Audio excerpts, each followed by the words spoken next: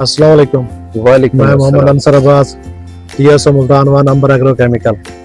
आज हम मौजूद हैं मुल्तान का जो मैंगो का सबसे फेमस इलाका है नवाबपुर, मैंगो के हवाले से वहाँ पे, और हमारे साथ मौजूद है यहाँ के मिसाली काश्तकार राणा फरहान साहब। जी राणा साहब, बताइएगा आजकल मैंगो की करंट सिचुएशन क्या है? करंट सिचुएशन माशाल्लाह बहुत अच्छी फ्रूट सेटिंग हो चुकी है।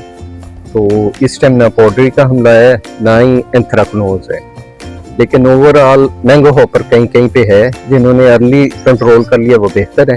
नहीं तो किसी जगह पे प्रेशर ज्यादा है। लेकिन इसके लिए सबसे बेस्ट जो प्रोडक्ट आ रही है वो डाइन्यूटोफ्रॉन और पाइमेट्रोक्सीन का मिक्सचर है, लीजिंग के नाम से। बहुत आउट क्लास रिजल्ट है और एक ही स्प्रे किया मैंने, उसके बाद दोबारा रिपीट नहीं करना पड़ा। ठीक हो गया। पॉडरी का मसला बिल्कुल भी नहीं है? पॉडरी का मसला बिल्कुल भी नहीं। फ्रूट सेटिंग मुकम्मल हो चुकी है? फ्रूट सेटिंग मुकम्मल हो चुकी है।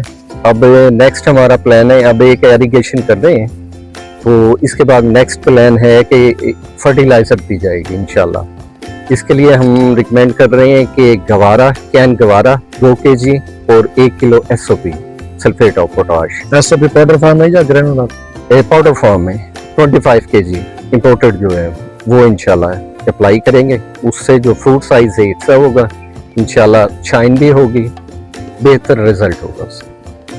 तो क्या मशवरा देंगे हमारे काश्तकारों को आजकल किस चीज पे ज्यादा फोकस रखें? मेरा यही है कि अब तो एरिगेशन ज्यादा होगी और फ्रूट सेटिंग जो है ना बहुत अच्छी हो चुकी है माशाल्लाह।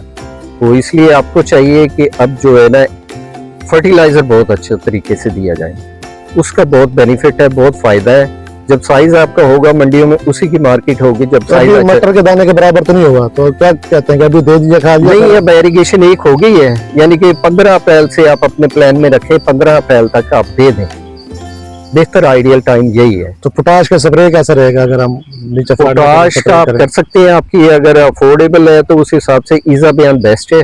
ईज़ाबयान के नाम से भी है वो प्रोडक्ट, तो वो तकरीबन 2000 लीटर में 2 आप बोतल डालें। वो पोटाश तो नहीं है ना, वो तो बहुत स्टिमुलेंट है ना पोटाश का?